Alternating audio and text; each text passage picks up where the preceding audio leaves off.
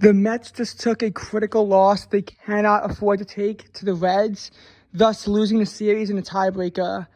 Thankfully, they got bailed out by the D-backs and the Giants, both losing. In the case of the Giants and Reds, the Mets are 4 games up on both of them, but they do not have the tiebreaker against the Reds, whereas they do have the tiebreaker against the Giants. So that plays significantly in the Mets' favor here.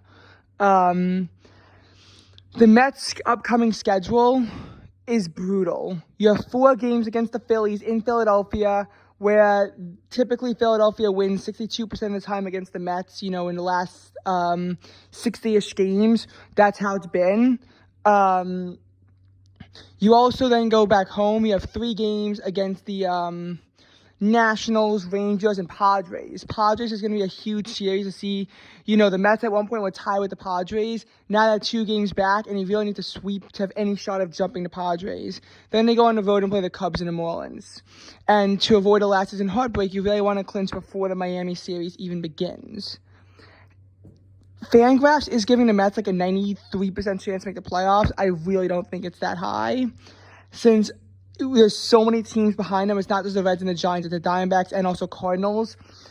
All it takes is one of those teams to get hot and the Mets to fall.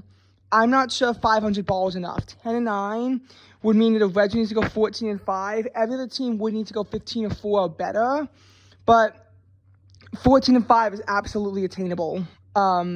Realistically, the Mets need to go about 11-8 to hold everyone else off. Realistically, they got to go like about 11-8. But with the stretch, you have to figure the Nationals, you dominate them at home. So that should be a series win.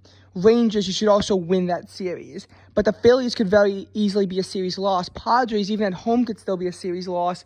And the Cubs are a good team. You're probably going to lose that series. And don't even get me wrong in the Marlins. Don't get me wrong, I can see the Mets going 11-8.